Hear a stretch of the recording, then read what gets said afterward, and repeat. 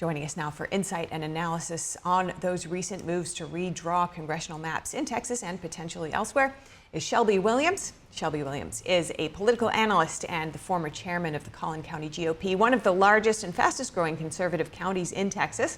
He's also a former Plano City Council member and has been a committed grassroots leader for more than a decade. And also joining us today is Jeremy Rosenthal, a trial attorney and founding partner of Rosenthal, Calabas, and Therian. Good to have you both with us today. Thank you so much for joining us. Shelby, we'll start with you. To begin with, let's get the lay of the land. You're there in Texas and deeply involved in politics there. Is there anything that you'd add to what we just heard in the latest update? Well, just to give a little bit of the background on the court case and the Fifth Circuit Court opinion that led to this and led to the DOJ saying, hey, you've got a few districts here which are now considered unconstitutional based on the revised court opinion, which Jeremy could speak to more knowledgeably than I could. But the reality is that every time any redistricting discussion comes up, it is always along partisan lines. Whenever there's a Democrat majority in a legislative body or a Republican majority, they are naturally going to redraw lines, which has to be done per our Constitution periodically anyway, to favor themselves. That's not a mystery. It's not new. And for Democrats now to flee the state, really delaying the inevitable, because the governor can just continue to call special sessions, as was done back in 2021 when Democrats fled the state to prevent a bill on election integrity. It's going to happen eventually, and we are going to have some new lines. Yeah, I do want to dig into, the ramifications of this usually being a political move, but also, solutions going forward in terms of balancing that with our democratic process. But just looking at the legal aspect here, Jeremy, the DOJ's pointed specifically to 4 Democrat-controlled districts that it says run afoul of the Voting Rights Act and the 14th Amendment. Could you explain their concerns there? Well, what I can tell you is this. The President of the United States specifically said, I want 5 additional seats. And whether these seats run afoul of them or not, or rather whether it runs afoul of the DOJ or not, the courts have in the past and can redraw legislative districts.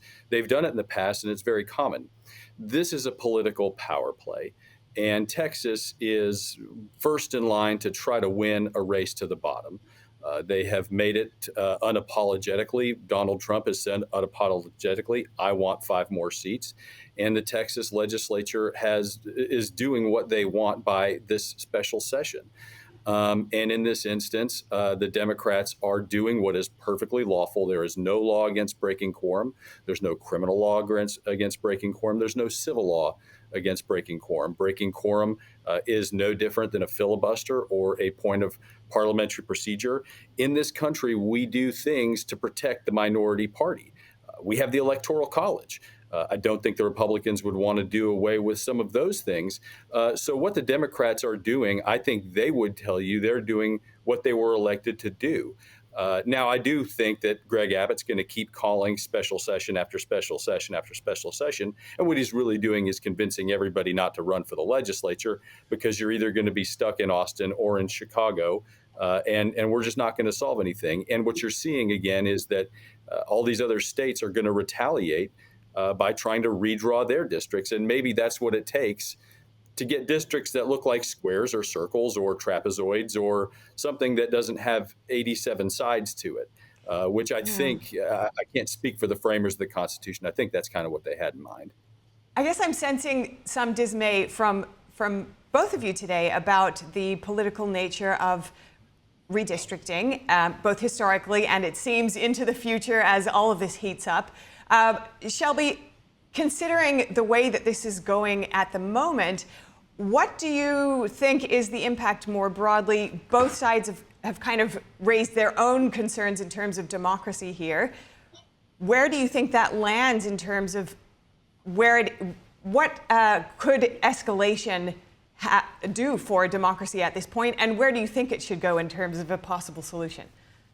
Well, Jeremy's right. I mean, I think this triggers a redistricting arms race nationwide.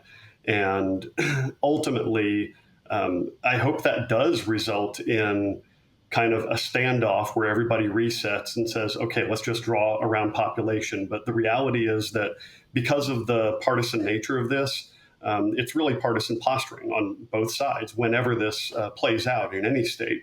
And it falls into the dynamic where everything we don't like is unconstitutional, and we've heard that in one of the clips that was played just a moment ago. And both Republicans and Democrats are going to keep proclaiming that we're doing what we were elected to do. What the other side is doing is unconstitutional. So because the governor is going to keep calling special sessions until the House Democrats are worn down and this gets passed ultimately, and then other states, Illinois, California, will respond in kind, we're going to see this play out over months or years until we establish some kind of equilibrium, and it's going to wear down the American people in the meantime, and it is going to have consequences for next year's midterm election. What those consequences are now, I can't say. If you have any guess on that, Jeremy, but also similar cases did make their way to the Supreme Court. Do you anticipate that here? It depends on how the districts are drawn, and it depends on, again, whether they're diluting certain groups of voters' abilities and their powers. That's kind of, I think, the overarching issue. And the courts have been a lot more permissive in terms of the Voting Rights Act to allowing this type of redistricting. If you think about it, what you're really doing, when we go back to the framers of the Constitution, we had one house that was for the people, that was going to be based on the gross number of individuals that we had. And then we had another house, being the Senate of the legislature, that was basically to give all the smaller states an equal shake. And when you try to make every blue state have only Democratic representatives and every Republican state only have Republican ones, you really have two Senates is what you have. And I don't think that that's what the framers really intended. We have to look beyond the next primary. And I don't know that Governor Abbott is doing that. I think that he understands that Donald Trump at the midterms of his final term is probably at his apex of power. After that, maybe not so much. And so if Donald Trump says wear pink socks in Austin, they're going to wear pink socks to try to make him happy. And ultimately, some of these new districts could be challenged. That could happen, and that can delay some of the primaries for next year. We've seen that happen in Texas. So legally speaking, it's a bit of a standoff. But I want to say this. Governor Abbott gets really, really mad and animated about this. He's had 10 legislative sessions where he has been the governor, and he's had a majority every single time. He could have done something a little more substantial to making quorum breaking some type of charge or crime. So all of this anger that he has is either fake, or he committed legislative malpractice for the last 10 years by not addressing it. Or probably more likely, he's smart and he realizes that one day the Republicans in Texas may actually need to break quorum in 20, 30, 40, 50 years. And like the filibuster, he's just really reluctant to hit what we call the nuclear option. So maybe he wants to sort of preserve that. But he has had the ability to fix this problem all along, and he never has. So he can be angry about it, but I don't understand that. Shelby, what are Republicans saying on the ground there about the latest developments, Abbott's treatment of the issue at this point in time?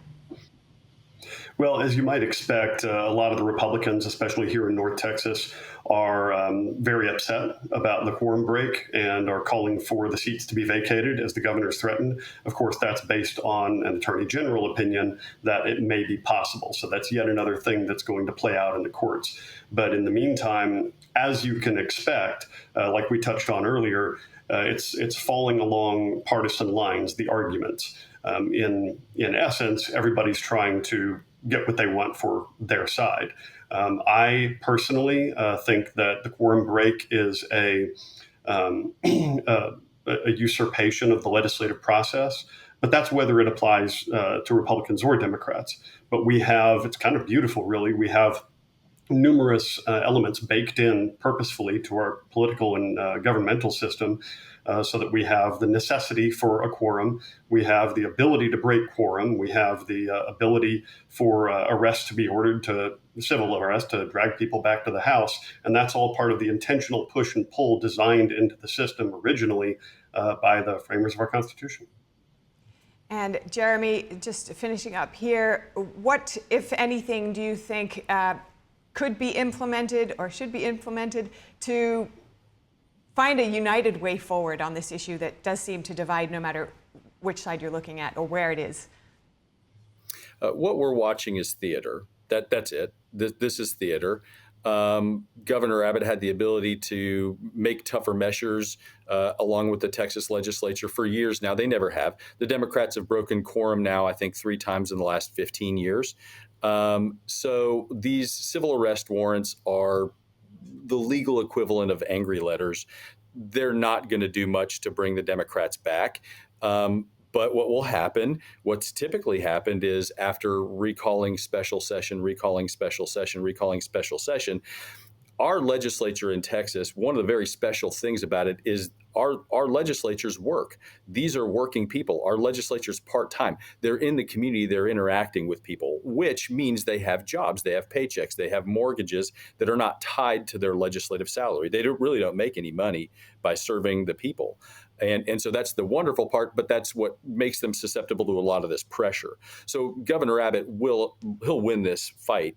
To what degree, whether this triggers an arm race, we'll have to see. And what will be interesting to see is if there's any real change to some of the quorum rules, if there's any real change to what they can do to try to reach out to other states to bring in an opposing party. That part is the real thing that again, Greg Abbott's a smart man, and he's not trying to legislate Texas just beyond the primary. 50 years from now, he knows the Texas Republicans may very well need this. So I think he's very, very reticent to do away with it. That'll be what I'm watching for. But with the midterms right around the corner, both short-term and long-term potentially ramifications here. Thank you so much for your time today. Shelby Williams, Jeremy Rosenthal. Good to speak with you both. Thank you. Thank you.